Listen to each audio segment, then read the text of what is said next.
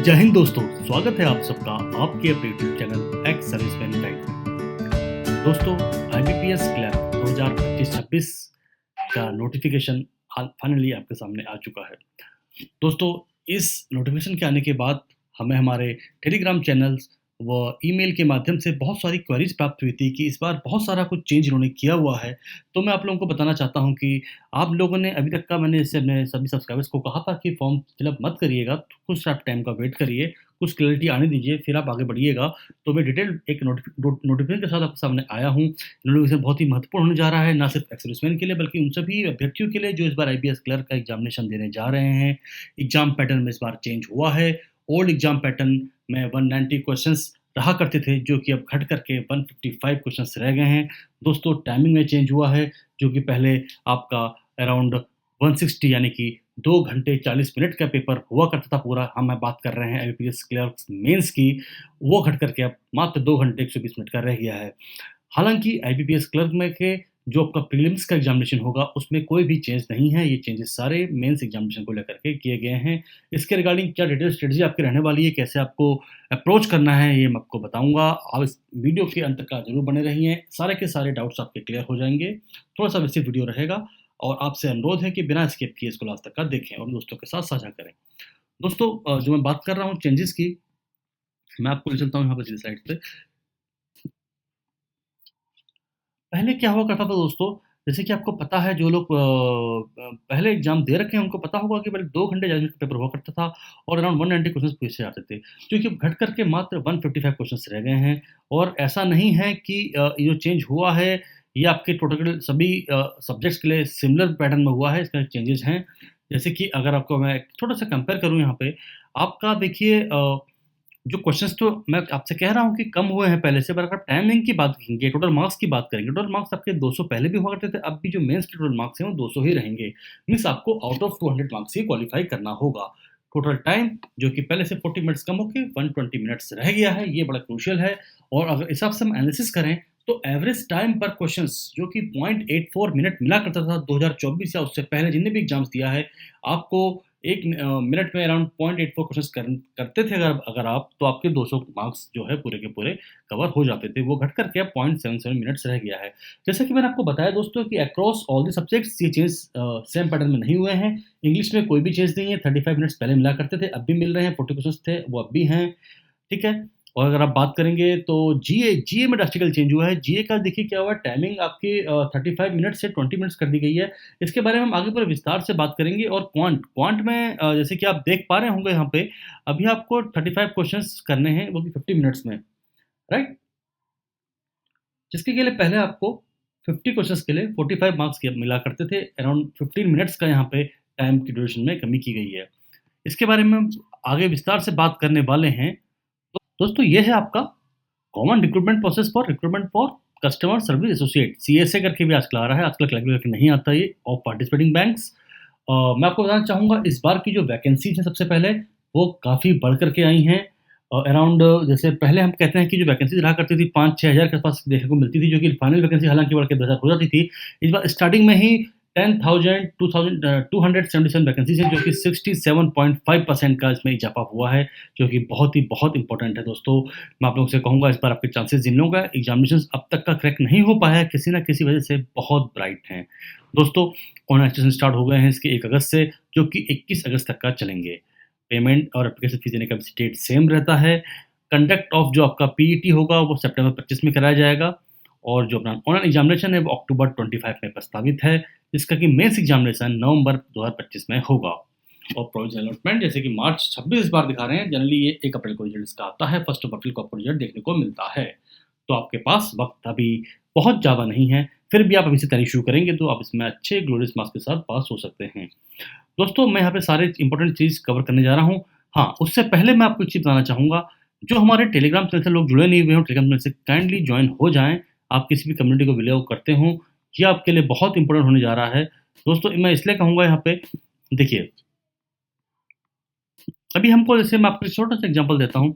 ये वीडियो बनाने का उद्देश्य ये था कि बहुत सारी अभी हमारे एक्स सर्विसमैन कैटेगरी के विद्यार्थियों के बीच में कुछ भ्रांतियाँ चल रही हैं। अभी किसी ने हमसे क्वेश्चन पूछा था, sir anyone can tell please if you are applying for IBPS clerk before joining in government organization, and then join some other banks, तो क्या हम इसको कर सकते हैं? I have replied yes you can sure. मतलब people are asking are you sure about this? ये जो अभी हम यहाँ पे रिप्लाई देते हैं वो हमेशा सोच समझ के, और मैं खुद बैंकिंग सेक्टर से रहा हूँ और मेरे काफ़ी मित्र हैं बैंक में, तो मैं इनकी जानकारी पूरी रहती है, आपको इसमें कोई डाउट नहीं होना चाहिए। अगर आपने जब भी कोई एग्ज़ामिनेशंस के लिए अप्लाई कर रहे हो या आप कोई बैंक अभी जॉइन कर लिए हो, उससे पहले अगर आपने जितने भी एग्ज़ामिनेशन भरे हुए हैं, अप्लाई किया हुआ है बिफोर जॉइनिंग द बैंक, आप उन सारे के सारे एग्ज़ामिनेशंस में अगर क्लियर कर जाते हैं, तो वहाँ इस पर्टिकुलर बैंक को छोड़ के दूसरे बैंक को जॉइन करने के पूरे-पूरे अधिकारी होते हैं।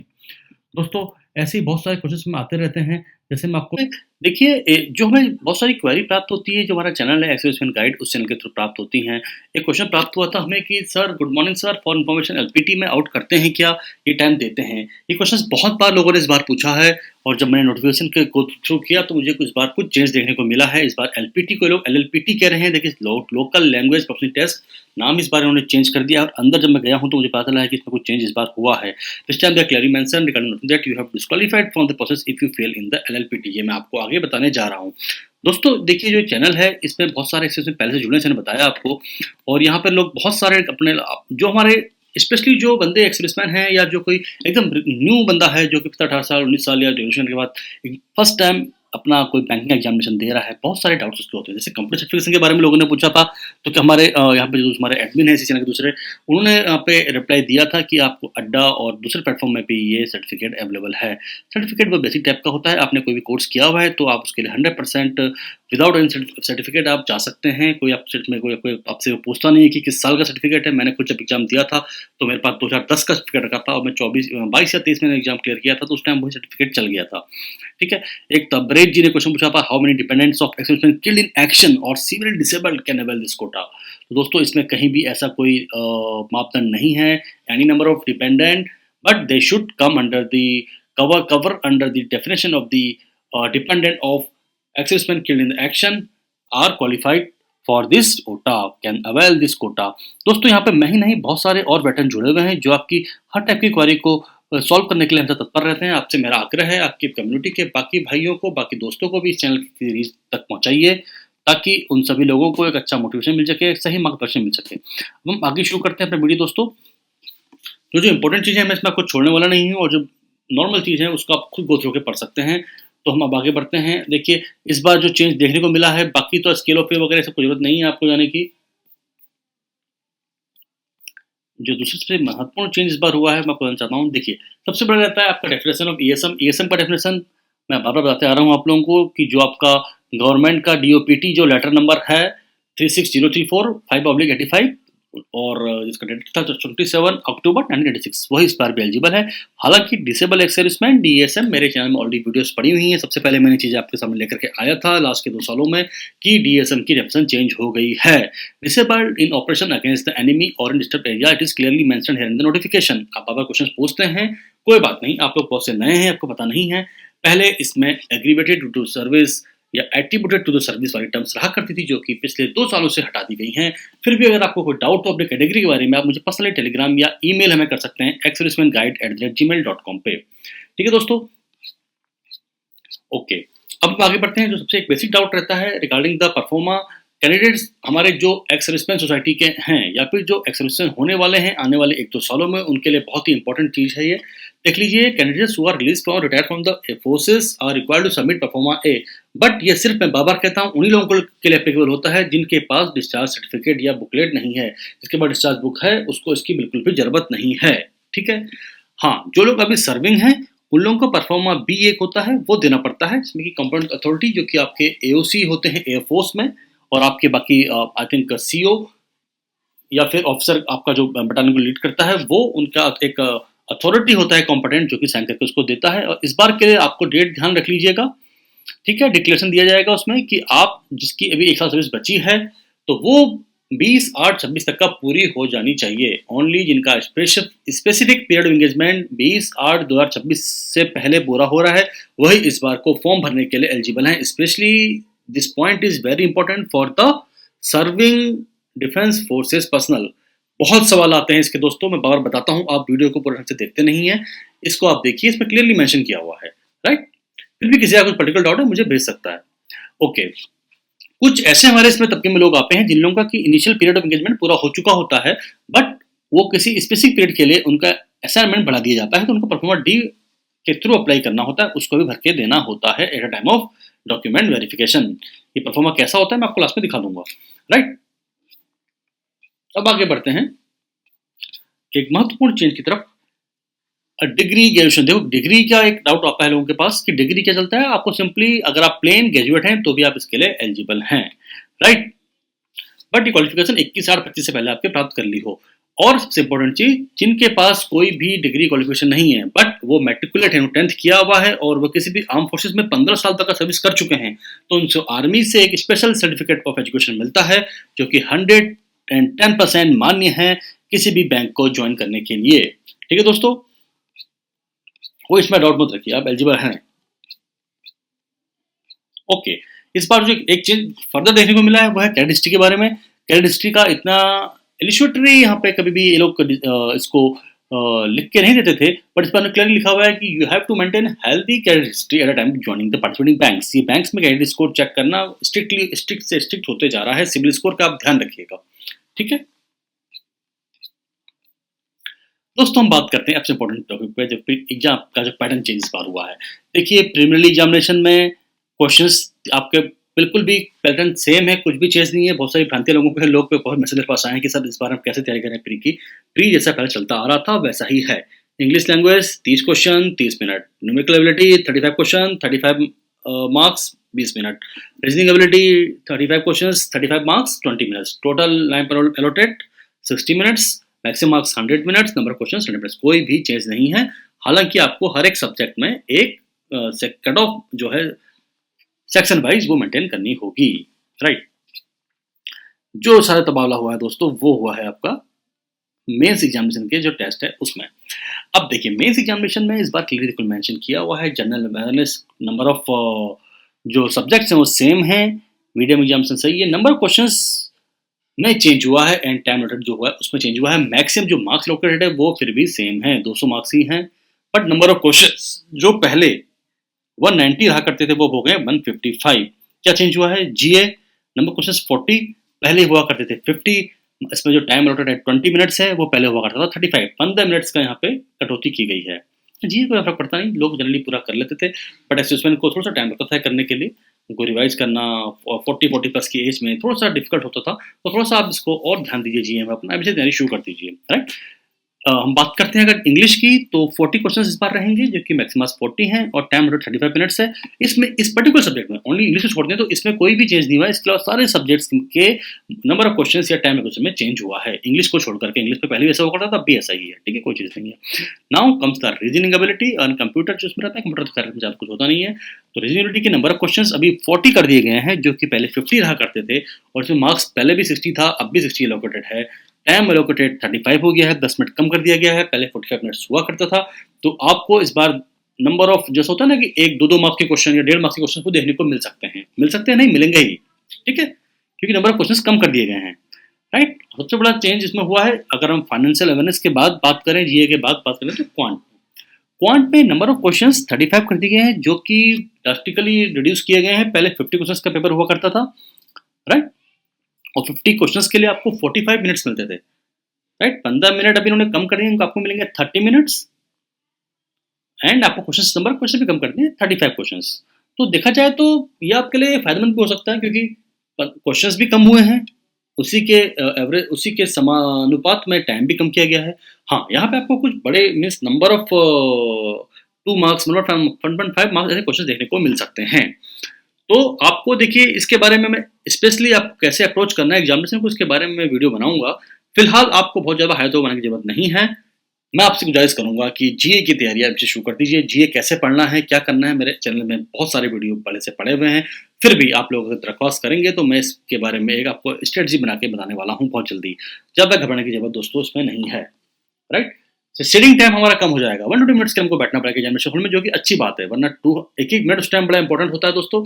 और स्पेशली जो हमको होता है ना, हमको प्री की तैयारी कर लेते हैं, हम लोग को 1 घंटे वाला एक शॉर्ट मूवी वाला आदत लग जाता है, तो 2 घंटे 2.5 घंटे बैठना बड़ा मुश्किल हुआ करता था, 2 घंटे 40 मिनट, तो 2 घंटे कर दिया, जो कहीं ना कहीं से मेरे हिसाब से एक अच्छा स्टेप है, राइट। बाकी इसमें आप लोगों का हिसाब से जो इम्पोर्टेंट है देखने के लिए वो मैं आपको बता देता हूँ। आप उसको गो थ्रू कर सकते हैं, पर ज़्यादा कट ऑफ आपका पता ही है आपको। हाँ, यस, दिस वाज़ इम्पोर्टेंट। ये बहुत बार टेस्ट जो इस बार ड्रास्टिकली चेंज देखने को मिला है, लोकल लैंग्वेज टेस्ट। इससे पहले लोग मेंशन करते थे लैंग्वेज प्रोफिशिएंसी टेस्ट, इस बार उन्होंने लोकल लैंग्वेज प्रोफिशिएंसी नाम ही चेंज कर दिया दोस्तों। और यहाँ पे पर एक चीज़ क्लियर है, बहुत लोगों ने पूछा था हमारे टेलीग्राम चैनल में कि सर आप हमारा 10th में मार्क्सिट हमारे पास है, हमने पढ़ा हुआ है यहाँ पे लोकल लैंग्वेज, तो क्या हम इसमें एलिजिबल हैं? 100% एलिजिबल हैं। ठीक है, लिखा हुआ है क्लियरली। जिनका 10th स्टैंडर्ड में है, they not will not be required to undergo the language test, right. दूसरी बात यह है कि जो इस बार चीज जो मेंशन की है, the candidates who fail to qualify this test will not be offered appointment and will be disqualified from the process. ये पहले भी होता था, बट पहले क्या होता था, प्रैक्टिकल जो होता था वो ये होता था कि आपको 3 महीने का टाइम जनरली मिल जाता था कि आप उसके बाद आपको मौका मिलेगा दोबारा टेस्ट देंगे। बट मैं नहीं कहता it is nowhere return, but मुझे लगता नहीं कितना स्ट्रिक्ट लोग होंगे।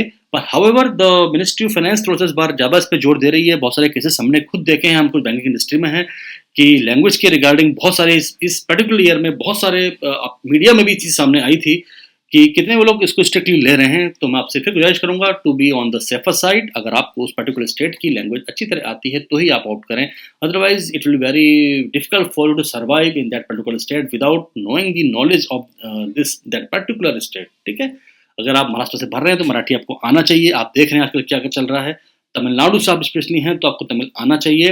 मैं इसके बारे में आपको बताना चाह रहा हूँ। आगे मैं पर्टिकुलरली स्टेट्स की लिस्ट दी है, आप हिंदी जानते हुए भी कहाँ से अप्लाई कर सकते हैं मैं आपको विस्तार से बताऊंगा, लास्ट तक बने रहिए।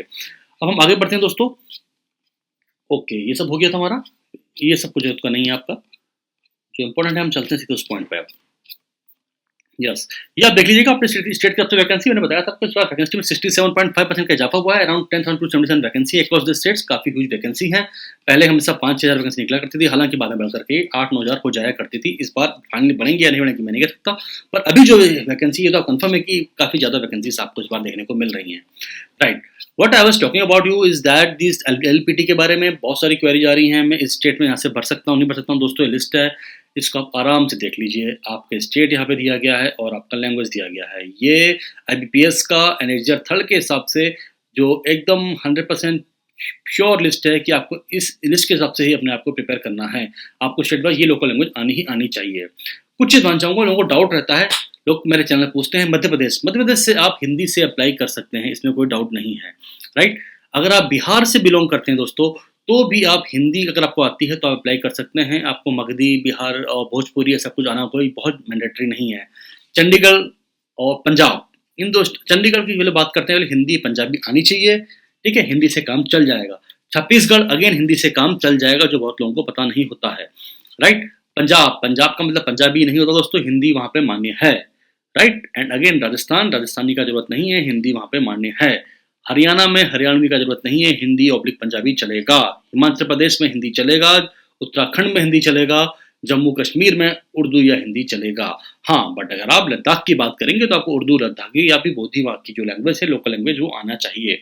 इस लिस्ट को आप अच्छी तरह गो थ्रू कर लीजिएगा, अच्छी तरह देख लीजिएगा, अपने स्टेट की वैकेंसी देख लीजिएगा और उसके अकॉर्डिंगली आप इस बार अप्लाई करिएगा। मैं आपसे कहूँगा आपको लैंग्वेज नहीं आती है तो जबरदस्ती सीखने की कोशिश मत करिए, आपको प्रोफेशनल होना बहुत जरूरी है। क्योंकि आप अगर मान लो कैसे आपने क्लियर भी कर लिया तो आपको वहाँ सर्वाइव करना बहुत मुश्किल हो जाएगा अगर आपको लैंग्वेज नहीं आती होगी। मैं बार बार इस बात को कह रहा हूँ, इस पर आप थोड़ा सा ध्यान करिए। फिर भी अगर आपको पर्टिकुलर डाउट हो रहा है, आप मुझे टेलीग्राम के माध्यम से या अभी हमारी जो accessment@gmail.com ईमेल आईडी है, उस माध्यम से आप पर्टिकुलर अपने क्वेरी पूछ सकते हैं, राइट दोस्तों।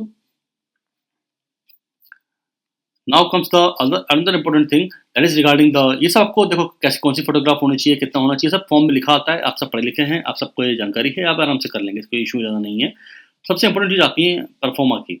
परफॉर्मा में आपको चीज़ बताना चाहता हूँ, जो सबसे इंपॉर्टेंट चीज़ है, देखिए तो ओबी सर्टिफिकेट जो आप लोग बनाते हैं, जो क्रीमी लेयर का बनाते हैं, नॉन केमिकल वाला सर्टिफिकेट जो होता है, वो उस पर डेट देख लीजिएगा, दैट शुड बी इशू और ऑन और आफ्टर 1 अप्रैल 25, ये आप देख लीजिएगा, till the time of document, इसके बाद ही बनाना चाहिए, ठीक है, पहले का नहीं चलेगा। अभी से नहीं है तो बनवा लीजिए, ठीक है। अब हम बात करते हैं परफॉर्मा एबीसीडी की। डिसेबिलिटी वाला सर्टिफिकेट किसके लिए होता है, जिनका 40% अबव डिसेबिलिटी है उनके लिए रहता है, मानिए, ठीक है, उनको करना होता है ये, right. This one I am talking about proforma A, मैंने आपको बार बार कहा है, सिर्फ उन्हीं लोगों के लिए जरूरत है। देखिए रिलीज लेटर के लिखा हुआ है इसमें, बट अगर आपके पास डिस्चार्ज बुक अवेलेबल है तो आपको परफॉर्मा ए की कोई जरूरत नहीं है। मैंने 3-3 बैंक्स के डीवी दिए हैं, आपको मेरी बातों में 100% आप विश्वास करके जा सकते हैं, राइट। हाँ, अगर आपकी डिस्चार्ज किसी वजह से नहीं आ पाई है तो आप इसको कैरी कर लीजिए। फिर आता है आपका परफॉर्मा बी, ठीक है? सर्विंग पर्सनल है, जो who are due for release within 1 year, ठीक है? 1 साल के अंदर, यानी कि 20/8/26 से पहले ये लोग रिटायर हो जाने चाहिए। उनका अगर वो अप्लाई कर रहे हैं तो आपको ये एक अपना परफॉर्मा है, ये साइन कराना पड़ेगा कंपनी अथॉरिटी से। कंपनी अथॉरिटी कौन सी होती है देखो दोस्तों, इसमें उन्होंने एफआरओ दिया हुआ है एयरफोर्स के लिए, सीएबीएस दिया हुआ है नेवी के लिए, मुंबई में है जो, और आपका various regiment record office of the army. Air force का भी ये चेंज हो गया है, आप अपना एओसी से भी ये साइन करवा सकते हैं, राइट? परफॉर्मेंसी हु आर ड्यूज, जो लोग सर्विंग है 1 साल के बाद, 20/8/26 बताया मैंने, उससे पहले रिटायर हुए हैं, कुछ साथ परफॉर्म बी के साथ साथ परफॉर्मेंस सी भी साइन कराना पड़ेगा। ये खुद आपका साइन करके आपको इनको सेल्फ डिक्लेरेशन के साथ देना पड़ेगा, ये 100% रिक्वायर्ड है। Then comes the proforma D. Proforma D ये उन कैटेगरी के एक्सेसमैन के लिए है जिनका कि अपना इनिशियल टर्म तो पूरा हो गया है, पर वो विभिन्न कारणों से कुछ एक्सटेंडेड असाइनमेंट्स को पूरा कर रहे हैं, ठीक है? ये सिर्फ उन्हीं कैटेगरी के लिए जरूरी है, बाकी किसी को जरूरत नहीं है। जनरली काम हमारा चलता है बेसिकली परफॉर्मा ए और बी से। परफॉर्मा ए की अवधि ज़्यादा नहीं पड़ती क्योंकि जो डिस्चार्ज हो चुके होते हैं उनको ऑलरेडी डिस्चार्ज बुक मिल गया होता है, राइट दोस्तों? तो मैंने यहाँ पे कोशिश की है सारी की सारी जानकारी को पूरा करने की, क्योंकि टाइम की कमी है और टाइम बहुत ज़्यादा वीडियो लंबा होता जा रहा है। मुझे लगता है कि इतनी जानकारी आपके लिए काफ़ी होगी अब की बार। इस वीडियो को आराम से देखिए, बार बार देखिए, कोई भी डाउट होता है इसी कमेंट बॉक्स में लिखिए, मैं आपको जवाब दूंगा। और फिर भी अगर कुछ पर्टिकुलर आपका इश्यूज रहता है तो आप मेरे को टेलीग्राम या फिर ईमेल के माध्यम से कॉन्टेक्ट कर सकते हैं। आशा करता हूँ आप आज ये संतुष्ट होंगे। Thank you very much. जय हिंद, जय भारत।